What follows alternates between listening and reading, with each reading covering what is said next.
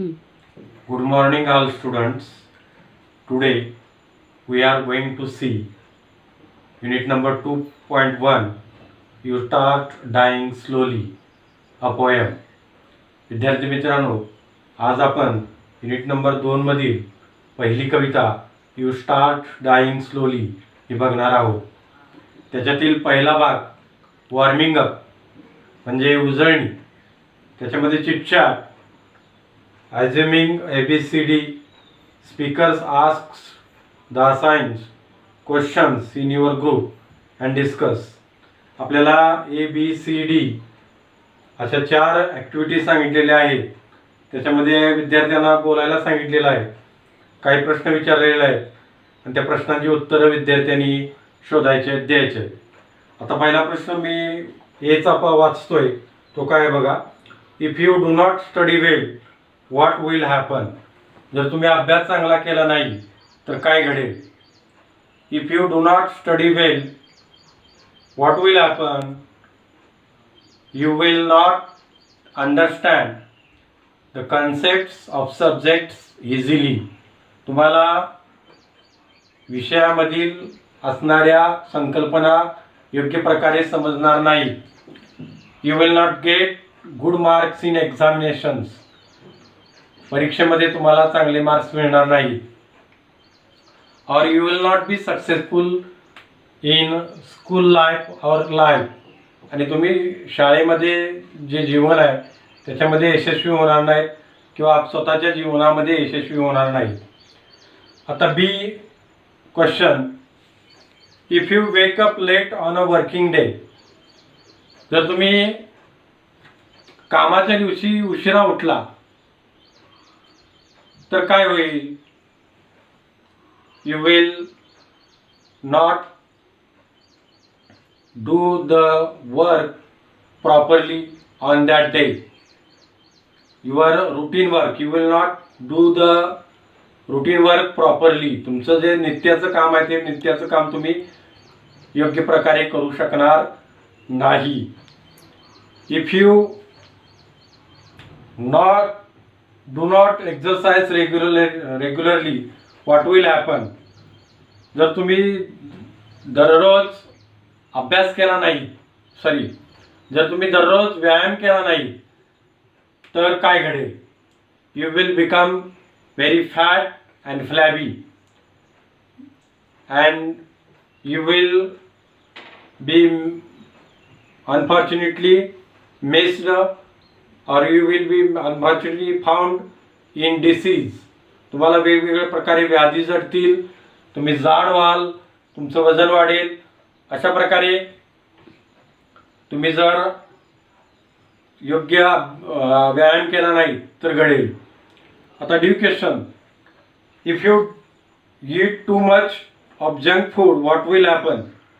तुम्ही junk food जर खाल्लं तर काय घडेल. तुम्ही जर फास्ट फूड खाल्लं जसं की वडापाव किंवा बाजारात मिळणारे तत्सम पदार्थ हे जर तुम्ही खाल्ले तर काय घडेल. You will become fat. तुम्ही जाड व्हाल किंवा तुम्ही आजारी पडाल, तुम्हाला वेगवेगळ्या व्याधी जडतील. त्यानंतर next question. If you do not participate in school activity और गेम्स. जर तुम्ही शाळेतील असणाऱ्या करिक्युलम ॲक्टिव्हिटीच्या ज्या ॲक्टिव्हिटीज आहेत त्या ॲक्टिव्हिटीजमध्ये जर तुम्ही दररोजच्या सहशालेय उपक्रमामध्ये जर भाग घेतला नाही, खेळामध्ये भाग घेतला नाही तर तुम्ही निष्क्रिय बनाल. You will become inactive. तुम्ही your performance will not be good. तुमचा परफॉर्मन्स, तुमची कामगिरी चांगली होणार नाही. If you ignore a friend in need. तुम्ही जर तुमच्या मित्रा जो गरजेचा ज्याला गरज आहे त्याला जर तुम्ही दुर्लक्षित केलं तर काय घडेल. You will not get any help from your friend और एनी फ्रेंड. तुम्हाला तुमच्या मित्राकडून कुठल्याही प्रकारची मदत मिळू शकणार नाही आणि त्यामुळं तुम्ही अडचणीत याल. त्यानंतर आपल्याला दुसरी ॲक्टिव्हिटी बघायची आहे. दुसरी ॲक्टिव्हिटी आहे things I can do in my life. ज्या गोष्टी मी माझ्या जीवनामध्ये करू शकतो. त्याच्यामध्ये फॉर माय नेशन, माझ्या राष्ट्रासाठी मी काय करू शकतो. फॉर माय फॅमिली, माझ्या कुटुंबासाठी मी काय करू शकतो. फॉर माय फ्रेंड्स, माझ्या मित्रासाठी मी काय करू शकतो. फॉर ओल्ड पीपल, वृद्ध लोकांसाठी मी काय करू शकतो. फॉर द नीडी, गरजू लोकांसाठी मी काय करू शकतो. फॉर माय सेल्फ, मी स्वतःसाठी काय करू शकतो. तर आपल्याला पुस्तकामध्ये काही शब्द दिलेले आहेत, काही ओळी दिलेल्या आहेत. त्या पहिल्यांदा आपण वाचू. पहिल्यांदा फॉर माय नेशन, माझ्या राष्ट्रासाठी मी काय करू शकतो. कीप माय लोकॅलिटी क्लीन, मी माझं जी लोकॅलिटी आहे, माझं जे स्थान आहे, मी जिथं राहतो ते मी ते स्वच्छ ठेवण्याचं काम करेन. Plant in my locality more trees, माझ्या लोकॅलिटीमध्ये, माझ्या परिसरामध्ये मी भरपूर झाडं लावण्याचा प्रयत्न करीन, भरपूर झाडं लावीन. Save the wealth and property of the nation, मी देशाचं जी संपत्ती आहे ती संपत्ती वाचवेन. नैसर्गिक संपत्ती असेल किंवा जी ऐतिहासिक संपत्ती असेल ती मी वाचवेन, तिचं जतन करेन. Keep dignity of my country intact, माझ्या असणाऱ्या देशाचा अभिमान मी जागृत ठेवीन, चांगला करेन. त्यानंतर for my family, what will I do for my family. Help my family members in their work, माझ्या फॅमिली मेंबर्सना, कुटुंबातील सदस्यांना त्यांच्या कामामध्ये मी मदत करेन. Understand their needs, understand their all members, मी माझ्या असणाऱ्या फॅमिली मेंबर्सना, कुटुंबातील सदस्यांच्या सर्व अडचणी लक्षात घेईन आणि त्या सोडवण्याचा प्रयत्न करीन. Take care of all members, मी सर्व असणाऱ्या कुटुंबातील सदस्यांची काळजी घेईन. Share my views to all, माझी सर्व जी मतं आहेत ती मतं मी माझ्या असणाऱ्या कुटुंबातील सदस्यांशी शेअर करेन किंवा त्यांच्याशी त्याची चर्चा करेन. त्यानंतर for my friends, I will help him in his work, मी त्याला त्याच्या कामामध्ये मदत करेन. वेट फॉर हिम, मी त्याच्यासाठी वाट बघेन. Share my feelings with them him, माझ्या ज्या भावना आहेत त्या भावना मी त्याच्याशी शेअर करेन. अंडरस्टँड हिज प्रॉब्लेम्स, त्याचे काय प्रॉब्लेम्स आहेत ते मी समजून घेईन, त्याच्या समस्या समजून घेऊन त्या सोडवण्याचा प्रयत्न करीन. For old people what can I do, वृद्ध लोकांसाठी मी काय करू शकतो. Spend some time with them, मी त्यांच्याबरोबर काही काम करू शकतो. बी फ्रेंडली विथ देम, मी त्यांच्याशी मित्रत्वाने वागेन. हेल्प व्हेनेवर दे नीडेड, ज्या ज्या वेळेला त्यांना गरज पडेल त्या त्या वेळेला मी त्यांची मदत करेन. Understand them and understand their problems and solve their problems, मी त्यांना समजून घेईन, त्यांचे प्रॉब्लेम समजून घेईन आणि ते सोडवण्याचा प्रयत्न करीन. त्यानंतर what will I do, what things I can do for the needy people. I understand the needs of the needy people. I will try to complete their needs, help them in their living, मी त्यांना त्यांच्या जगण्यामध्ये त्यांना मदत करेन. I will share my things with them. I will provide some help, some money to them. For myself, माझ्यासाठी मी स्वतःसाठी काय करेन. Myself, I will become an ideal person. मी माझ्यासाठी स्वतः एक आदर्श व्यक्ती बनण्याचा प्रयत्न करेन. To be a balanced person, एक अतिशय संतुलित असा व्यक्ती होण्याचा मी प्रयत्न करेन.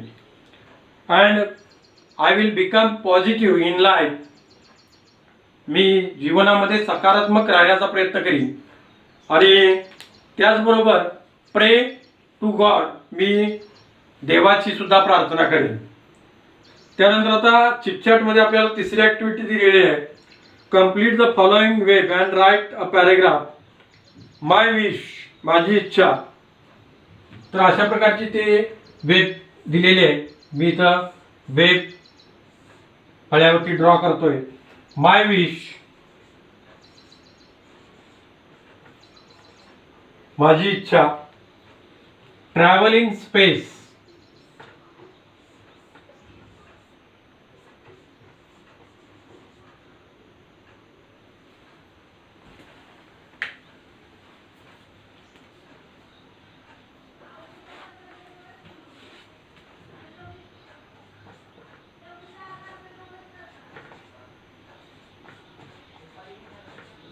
त्याचबरोबर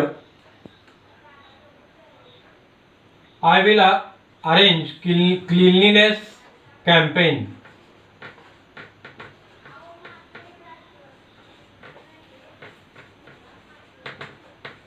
कॅम्पेन्स. त्याचबरोबर I will arrange free health checkup campaigns.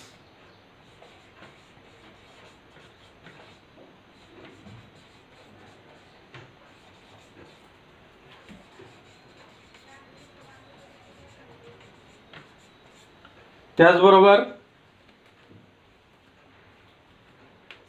I will social awareness.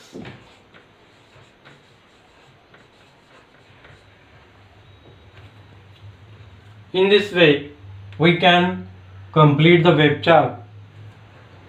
web and we have to write a paragraph. Here I can tell you, मी तुम्हाला सांगू शकतो की पॅरेग्राफ कसा लिहायचा. दिलेल्या पॉईंट्सच्या मदतीनं एक वाक्य आपण तयार करायचं आणि ते वाक्य तयार करून पॅरेग्राफमध्ये त्याचं रूपांतर करायचं. Travel in space. My wish is that I would like to travel in space. Then I would like to arrange cleanliness campaigns in my area. Then I will arrange free health checkup campaigns for the needy people, for the peoples. Then I will increase social awareness in the people, in the people of the society. Then I will work for the society very vigorously. मी समाजासाठी अतिशय कष्टानं काम करेन. अशा प्रकारे उजळणीमध्ये chitchat activity आपण पाहिलेली आहे. आता आपल्याला ॲक्च्युअल पोएम काय आहे ती पाहायची आहे. ॲक्च्युअल पोएममध्ये आपल्याला पोएमचा जो टायटल आहे ते टायटल असं आहे, यू स्टार्ट डाईंग स्लोली. तुम्ही हळूहळू तुमचा शेवट व्हायला सुरुवात होते, हळूहळू तुमचा अंत व्हायला सुरुवात होते, असं या कवितेचं नाव आहे. If you do not travel, पहिला स्टांजा आपण बघतोय. If you do not travel, जर तुम्ही प्रवास केला नाही. If you do not read, जर तुम्ही वाचलं नाही. If you do not listen to the sounds of life, जर तुम्ही जीवनातील आवाज जर ऐकले नाही. If you do not appreciate your self, जर तुम्ही स्वतःला कौतुक केलं नाही, स्वतःचा तुम्ही जर प्रशंसा केली नाही.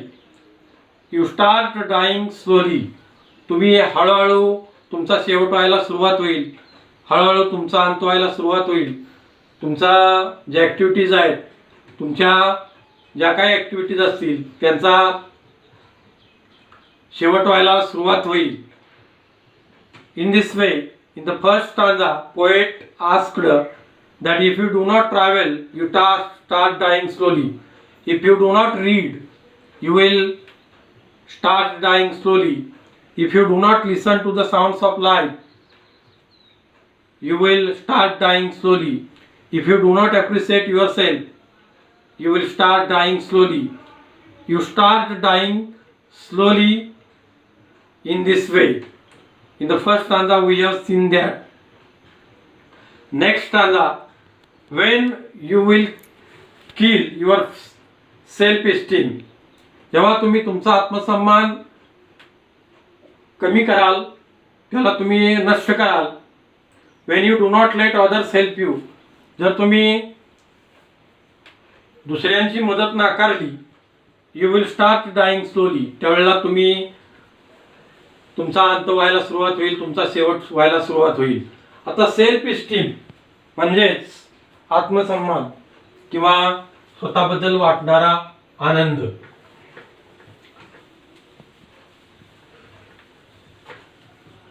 Feeling good for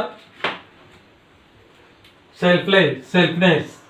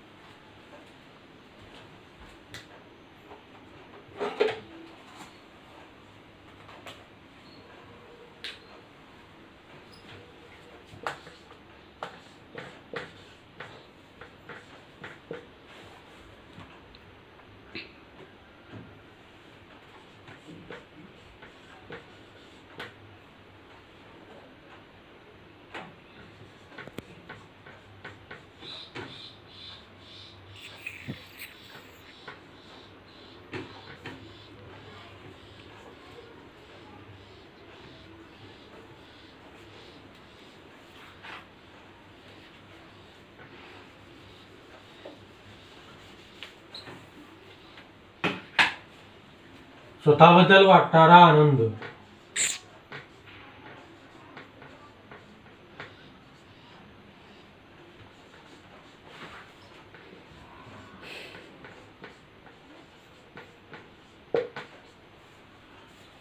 when you will kill your self esteem, तुम्ही स्वतःबद्दल वाटणारा आनंद जर तुमचा आत्मानंद जर नष्ट केला, when you do not let others help you, जर दुसऱ्यांची मदत जर तुम्ही नाकारली, दुसऱ्याला मदत करू दिली नाही, you will start dying slowly, तुम्ही हळूहळू तुमचा अंत व्हायला सुरुवात होईल. then the next stanza, if you become a slave of your habits, जर तुम्ही तुमच्या सवयींचं गुलाम झालात. स्लेव म्हणजे गुलाम.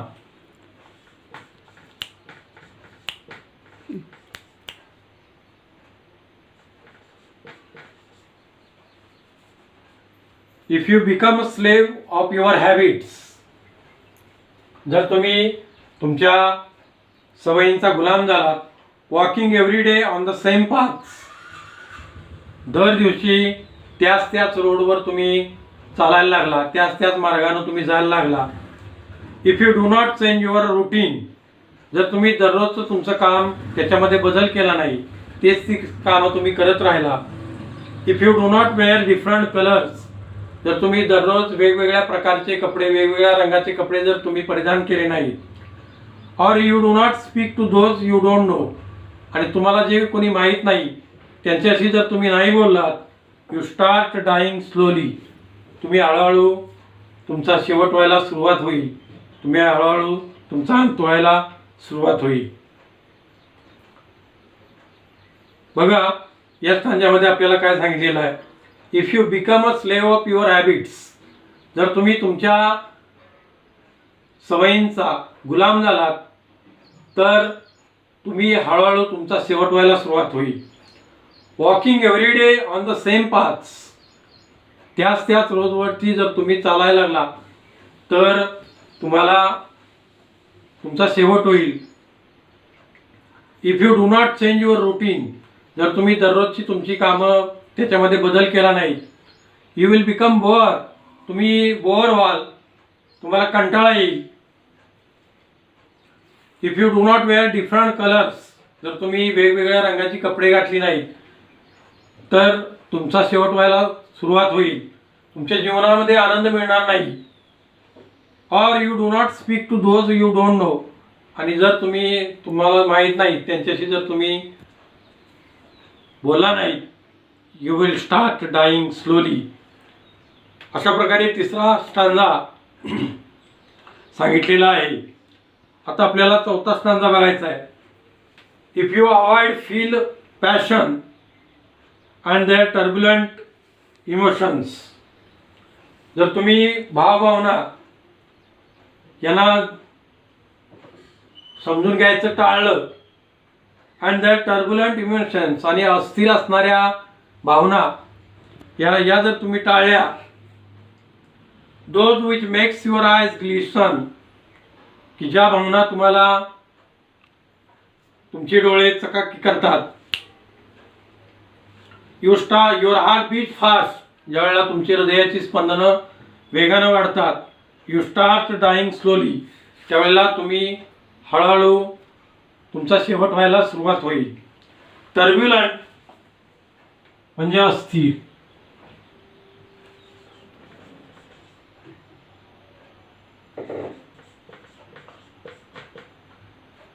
अनस्टेडी किंवा अस्थिर असा त्याचा अर्थ होतो. Then those which makes your eyes glisten means shine.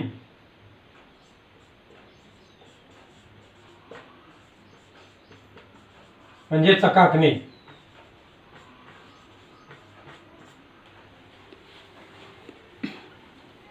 And your heartbeat fast. आणि त्यानंतर तुमच्या हार्टबीट तुमची हृदयाची स्पंदनं वाढतील. And you start dying slowly. आणि तुम्ही हळूहळू तुमचा शेवट व्हायला सुरुवात होईल, तुमचा अंत व्हायला सुरुवात होईल. तुमच्या जीवनामधील असणाऱ्या तुमचं जे काय तुमचे इंटरेस्ट आहेत, जीवनामधील तुमचा जो काही रस आहे तो हळूहळू कमी व्हायला सुरुवात होईल. त्यानंतर the last stanza of this poem, या कवितेतील शेवटचा stanza. If you do not change your life. जर तुम्ही स्वतःचं जीवन बदललं नाही, when you are not satisfied with your job, तुम्ही तुमच्या कामाच्याबद्दल समाधानी नसाल, और विथ युअर लव, किंवा तुमच्या कामावरती श्रद्धा नसेल, प्रेम नसेल. If you do not risk what is safe for the uncertain. जे काही अनिश्चित आहे त्याच्याबद्दल तुम्ही जर स्वतःला सुरक्षित करू शकला नाही. If you do not risk what is safe. जे काही सुरक्षित आहे त्याबद्दल तुम्ही जर धोका स्वीकारला नाही, फॉर द अनसर्टन, अस्थिरतेसाठी. If you do not go after a dream. जर तुम्ही स्वप्न पाहिलं नाही, स्वप्नाचा पाठपुरावा केला नाही. If you do not allow yourself at least once in lifetime. जीवनामध्ये जर एकदा तुम्ही स्वतःला अलाव केलं नाही to run away from sensible advice. Sensible असणाऱ्या, शहाणपणाच्या असणाऱ्या सल्ल्यापासून स्वतःला तुम्ही एकदा तरी जीवनामध्ये दूर जाऊ दिलं नाही, you will start dying slowly. तुम्ही हळूहळू तुमचा शेवट व्हायला सुरुवात होईल. पावेला नेरुडा या अमेरिकन कवीनी लिहिलेली एक कविता, अतिशय सुंदर अशी कविता आहे. याच्यामध्ये 5 स्टांजे आहेत आणि या 5 स्टांज्यामध्ये, प्रत्येक स्टांज्यामध्ये, काही स्टांज्यामध्ये 5 ओळी आहेत, काही स्टांज्यामध्ये 3 ओळी आहेत, काही स्टांज्यामध्ये 6 ओळी आहेत. अशा प्रकारची ही कविता, अतिशय छान अशी कविता आपल्याला अभ्यासक्रमामध्ये दिलेली आहे. आता याच्यातील मार्जिन वर्ड्स अँड क्वेश्चन्स आपण बघणार आहोत. पहिला मार्जिन वर्ड आहे dying slowly, losing hope of a happy future. म्हणजे भविष्यातील असणारे, आनंदी भविष्यातील आशा सोडणं, आनंदी भविष्यासाठी असणारी आशा सोडणं. त्यानंतर पुढचा प्रश्न दिलेला आहे, व्हॉट थिंग्स कॅन लीड